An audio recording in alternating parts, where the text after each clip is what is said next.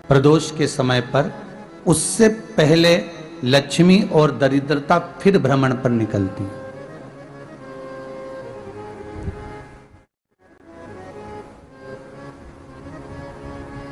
शिव भ्रमण कर कर जब वापिस आ जाते हैं, हिंदू धर्म में पीपल के वृक्ष की जो गणना वराह पुराण में करी गई है, 4 बजे से 7 बजे तक शिव के भ्रमण का समय बताया है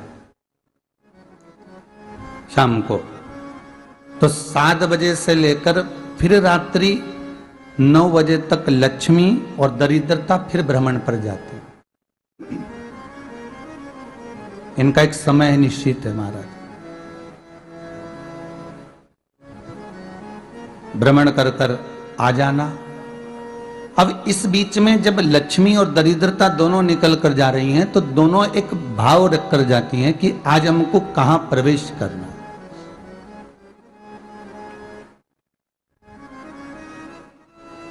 आज हमें किस जगह पर प्रवेश करना है, आज हमें कहां पहुंचना है, आज हमें किस जगह जाना है। और जिस नगर में जिस मार्ग से लक्ष्मी और दरिद्रता निकल कर जाती है, ये दोनों का जब निकलना होता है, इनको स्थान दिया गया जहां पर स्वच्छता हो, घर के दरवाजे पर रंगोली डली हुई हो, द्वार पर जल छीटा गया हो। महाराज, उस द्वार पर लक्ष्मी प्रवेश करती है तो दरिद्रता भी जाने लगती है अंदर। जब दरिद्रता अंदर जाने लगती है तो लक्ष्मी उसको रोक देती है, पहले मैं देखकर आती हूं कि तेरे लिए स्थान है कि नहीं है, तू यहां रुक।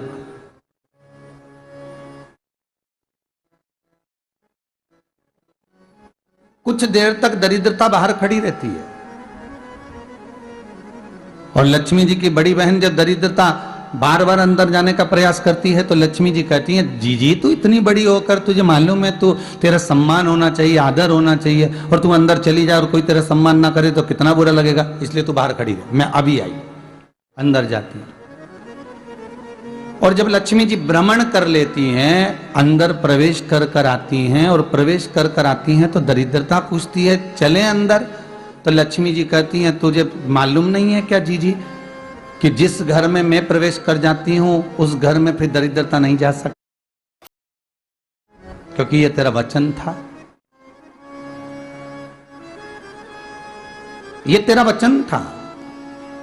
अपन दोनों का जब मंगल विवाह हुआ था, मेरा विवाह जब नारायण के साथ में हुआ और तुम्हारा विवाह जब दुस्साह मुनि के साथ हुआ, दरिद्रता का विवाह दुस्साह मुनि के साथ हुआ, जब अपना दोनों का विवाह हुआ था तो अपन दोनों ने एक वादा करा था कि जिस घर में लक्ष्मी प्रवेश कर जाएगी उस दिन फिर दरिद्रता नहीं जाएगी, और जिस घर में दरिद्रता प्रवेश कर जाएगी उस घर में फिर लक्ष्मी नहीं जाएगी। अब जब मैं अंदर देख कर आ गई हूं तो तू अंदर नहीं जा सकती, अर्थात लक्ष्मी के चरण जिस घर में पड़ गए उस घर में फिर दरिद्रता प्रवेश नहीं कर रही। चलते चलते फिर दरिद्रता ने देखा और लक्ष्मी जी इसको लेकर गई, और लक्ष्मी जी ने देखा कि इसके दरवाजे पर जल नहीं छीटा गया, इसके दरवाजे पर ना रंगोली डली है, इसका द्वार साफ नहीं हुआ है, इसके द्वार पर दीप नहीं है, इसके द्वार पर कलश नहीं है, इसके दरवाजे पर ढेर सारा कचरा पड़ा हुआ है, कोई स्वान कोई कुत्ता गंदगी भी कर कर चला गया है, कहीं बिल्ली ने गंदगी कर रखी है, कहीं जीवों ने कुछ गंदा गिरा रखा है। तो फिर लक्ष्मी जी कहती है, जीजी अब मैं होकर आ गई थी ना, अब तू जा, तू होकर आ। और दरिद्रता प्रवेश करती है तो अंदर जाकर क्या देखती है दरिद्रता कि इतनी सवेरे से मैं घूमने इनके दरवाजे पर आई और ये तो सब चादर तान के चकाचक गुर्राटा भर भर कर सो रहे हैं। तो दरिद्रता कह देती है, तुम्हारा भाग्य ही बेकार है, तो मैं क्या करूं, तुम ऐसे ही सोते रहो। और दरिद्रता गुस्से में बाहर निकल कर आती है, लक्ष्मी से कहती, लक्ष्मी तू इसके घर में जाना ही मत। तो दरिद्रता को कहती, जीजी तेरी बात नहीं मानूंगी क्या मैं? लक्ष्मी जी बोली, मैं तेरी बात नहीं मानूंगी, बिल्कुल नहीं जाऊंगी इसके घर में, तू चिंता मत कर, चल आगे चले। फिर आगे बढ़े। ये लक्ष्मी और दरिद्रता का प्रवेश है। आपके घर का द्वार आपके घर का दरवाजा। फिर निवेदन करूंगा एक बहुत सुंदर बात, हमें महाराष्ट्र से सीखना चाहिए, हमें साउथ से सीखना चाहिए, दक्षिण से।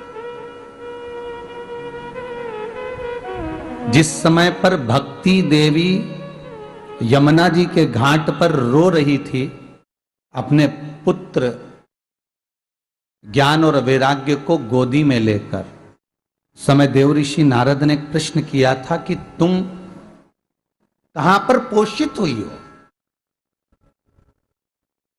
तुम्हें ऊर्जा कहां से प्राप्त हुई?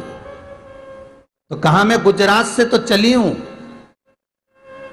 और वहां से चलती चलती भक्ति देवी कहती है मैं बहुत दुखी होकर, बूढ़ी होकर, द्रवित होकर, बड़ी दुख में वहां से चलते चलते जब मैं महाराष्ट्र में पहुंची तो मैंने वहां जाकर देखा कि वहां पर लोग हर पल हर घड़ी ब्रह्म मुहूर्त में उठकर स्मरण करते हैं, नाम जाप करते हैं और दरवाजे पर जल छीट कर रंगोली डालते हैं। तो कह रही है कि वहां पर मैं थोड़ी अवस्थावान होने लगी, वहां मुझे अच्छा लगने लगा। फिर और आगे पड़ी, दक्षिण में जब पहुंची वहां पर जाकर मैंने देखा कि सुबह से उठकर मंगलाचरण, मंगला स्तोत्र और वेदों की ध्वनि होने लगी। वहां पर मैं और आनंदित हो गई। हमें कुछ चीजें महाराष्ट्र से सीखना चाहिए कि वहां रहने वाले जो भगत हैं, वारकरी संप्रदाय के जो भक्त होते हैं, वैष्णव जो धर्म के भक्त होते हैं, उनका नियम है सवेरे के समय घर में पानी है कि नहीं है, पर जब भी वो घर का दरवाजे के बाहर थोड़ा ना थोड़ा पानी तो छींट ही देते हैं। और छींटने के बाद फिर वहां पर अपने यहाँ तो दिवाली पर रंगोली बनती है जी, और वहां पर रोज की रंगोली बन जाती है कि कभी हो सकता है परमात्मा राह भूल कर हमारे घर में प्रवेश कर जाए, इसलिए वहां प्रतिदिन की रंगोली, प्रतिदिन।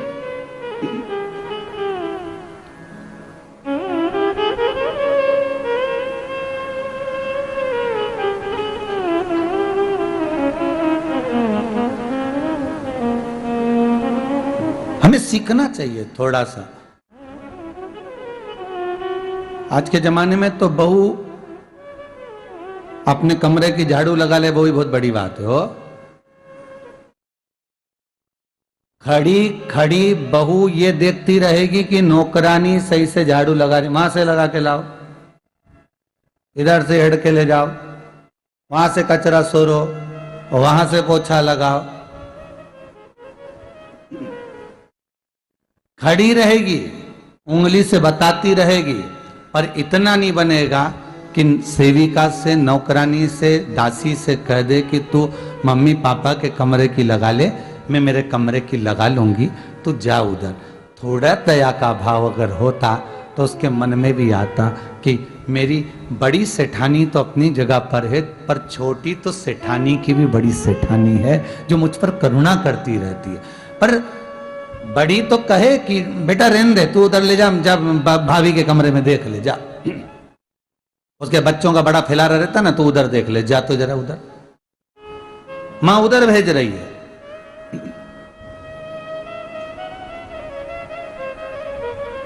थोड़ा सेवा का भाव हमारे भीतर हो।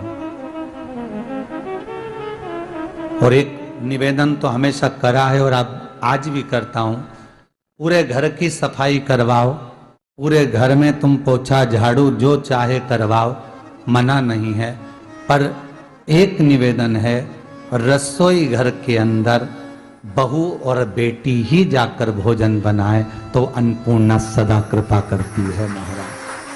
बहू और बेटी ही।